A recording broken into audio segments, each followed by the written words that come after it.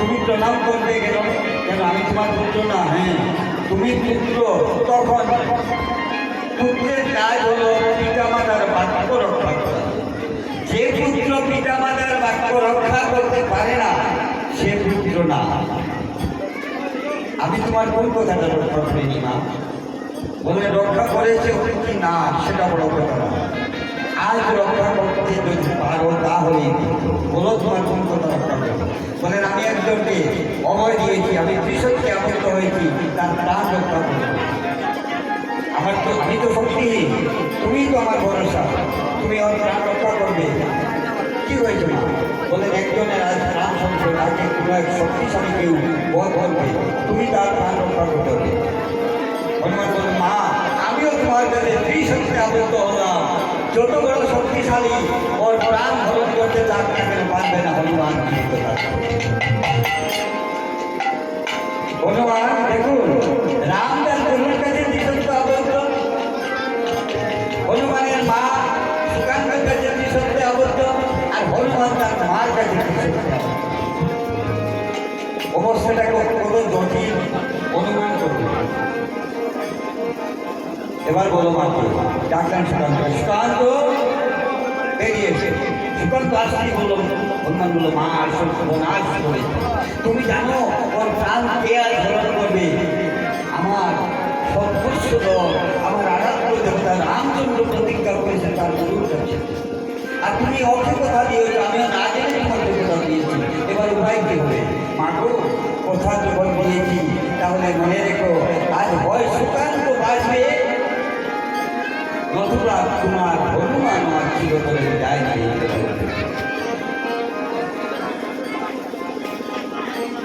হনুমান শিখিয়ে দিল সুকান্ত এক কাজ করবে, তুমি ওই গাছের নিচে বসে থাকবে, যখন রাম আসবে তোমাকে বধ করার জন্য তুমি রামচন্দ্রের দোহাই নেই, ভক্তবৎসল করবেন তো তার দোহাই করে সে তোমাকে মারতে পারবে। রামচন্দ্রকে সঙ্গে বিশ্বামিত্র আসছে, সেই বিশ্বামিত্র দোহাইতে রাম ওই রকম বসে আছে, আর তুমি বিলম্ব করো না, ওর সুরক্ষা করো। রাম আপনি ধনুকে তীর যোজনা করতে করেছে। হনুমান অন্য গাছের আড়াল থেকে দেখিয়ে দিল রামের জয়ধ্বনি করছে, ইশারে দেখিয়ে দিচ্ছে, সে জয়ধ্বনি করছে জয় জয় জয় জয় শ্রী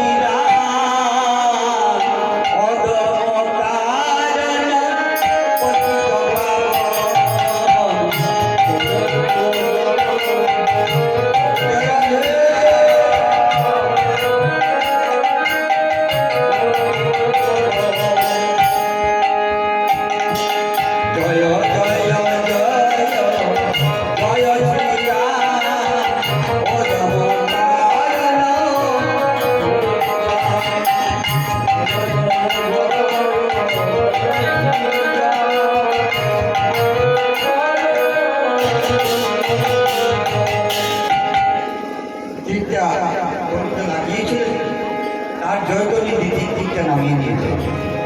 বলছেন রাম, বিশ্বমিত্র বলছেন রাম ও তোমার জয়ধ্বনি দিতেই তুমি বলে গেলে, গুরুর কাছে প্রতিজ্ঞা করতে ভুলে গেছো, আমি তোমাকে বর্ষ করব। দাঁড়ান একটু দাঁড়ান, আবার নিয়েছেন। হনুমান ইঙ্গিত দিচ্ছি, আগে শিখিয়ে দিয়েছিল যখন রামের জয়ধ্বনিতে কাজ হবে না তখন সঙ্গে সীতারও জয়ধ্বনি। তো ইঙ্গিত দিয়ে দেখাচ্ছে দুজনের জয়ধ্বনি, অর্থাৎ রাম আর সীতা। এবার দুজনের জয়ধ্বনি